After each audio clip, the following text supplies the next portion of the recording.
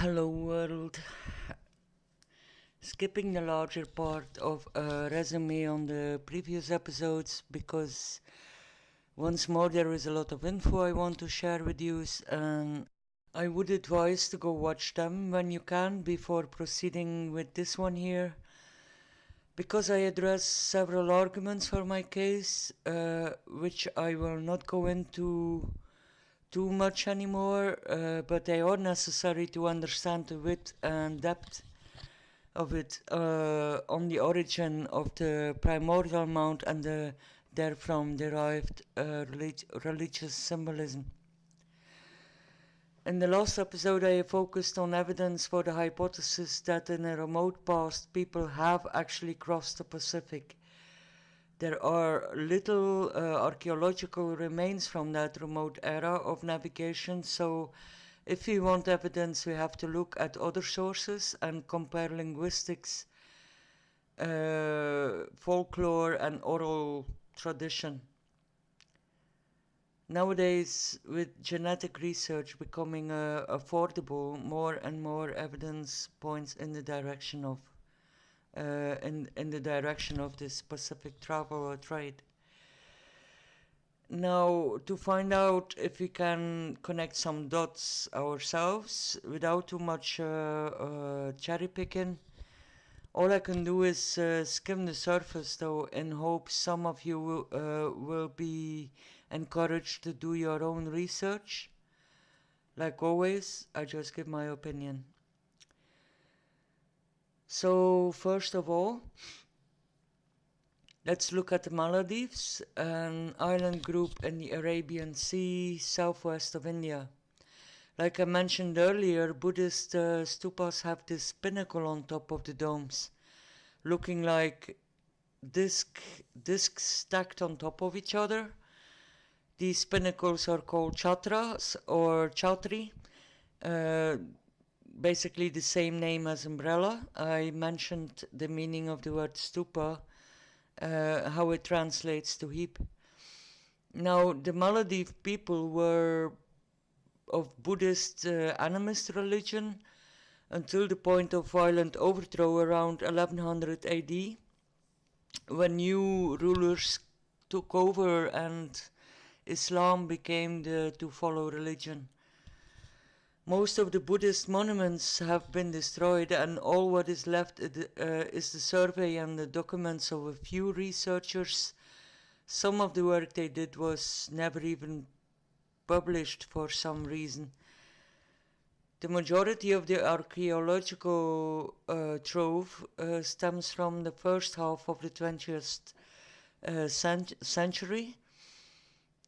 Every new discovery and public attention seems to trigger, however, a new iconoclastic action from some of the Islamist population, and I was rather surprised to hear that the Maldives, which is under the influence of the Saudi Wahhabism, has proportionally delivered the largest number of jihadis in Iraq and Syria. Even the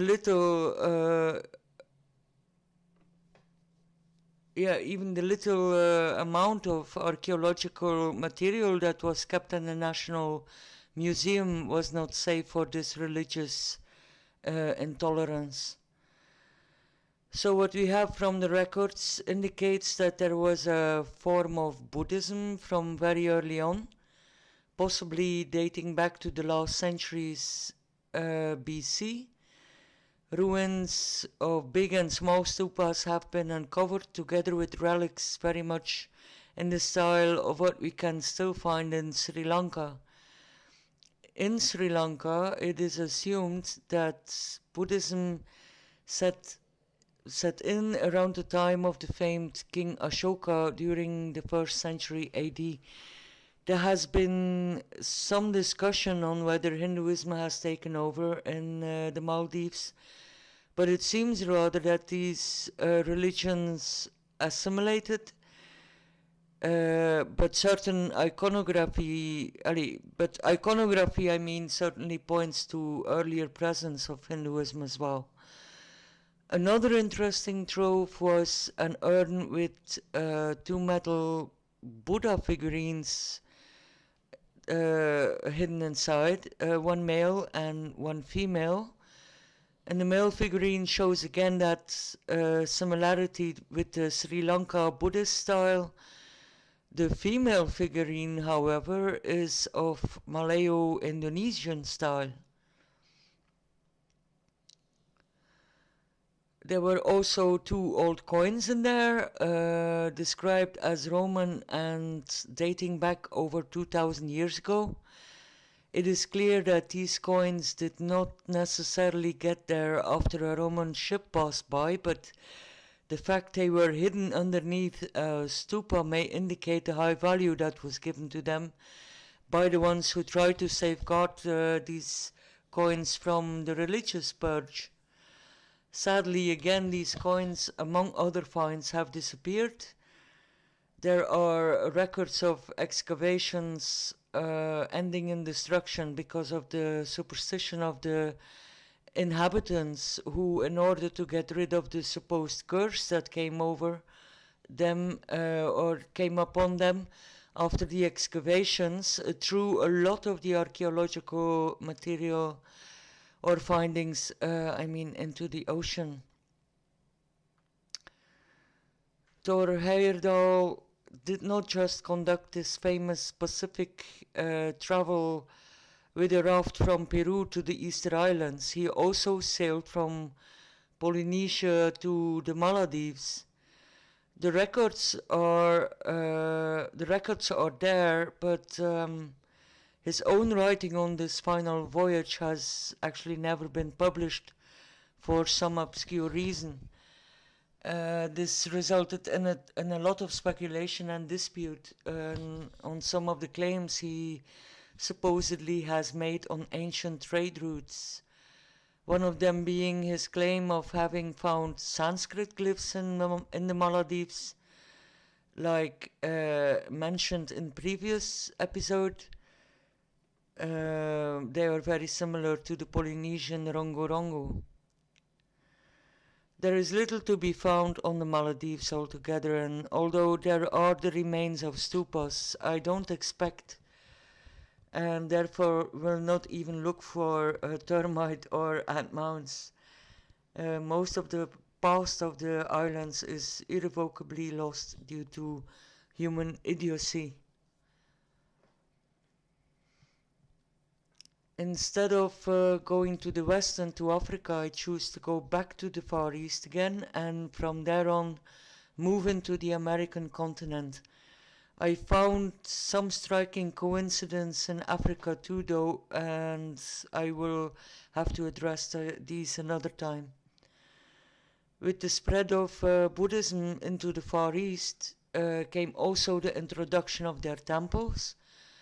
I mentioned the chedi or pagodas, etc. in an earlier episode. In Thailand and Laos, one of the rituals performed there yearly in honor of the Buddha is the festival of Pi Mai, when the people make sand replicas of chedi. I couldn't find a good source on the origin of this ancient ritual, but it certainly looks like it may have originated in the South Indian anthill worship. Remember, a lot of the Buddhist and Hindu rituals find their origin in animism. Not that I expect a lot of these devotees to be aware of that still. Local people and visitors will gather on Sangkhan Luang at Don Sai Mung Khun in the middle of the Mekong River in Siang Man village. Afterwards, merit makers build sand stupas and decorate them with banners adorned with animal images before completing a Buddhist rite to end the ceremony. Okay, I thought I just throw this in between here, something that I remembered. I stored a while back. It's more or less the same popular folkloristic thing going on in Indonesia. And one more small thing before closing off. During pre-colonial times in the Philippines, we find more or less the same assimilation of these religions with animistic features preserved in tradition. One of the old nature spirits that managed to survive is called Nunu Sapunso. He is the ancestor in the ant mound.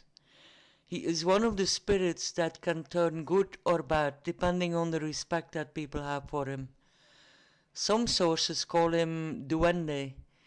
That is a Spanish term that may be too generalizing to fit this spirit, since it stands for any dwarf or pixie. This duende is also known in South America, therefore it is often assumed that the idea came over with the Spanish colonization or by pirates moving back and forth. But yeah, that may very well be wrong. The ancient Maya of Yucatan, Belize, and Guatemala had a similar figure called Alus. The Alusuap were equally described as small nature or ancestral spirits, beneficial if treated with respect, a pain if not. The Maya version of leprechauns living in caves and natural features.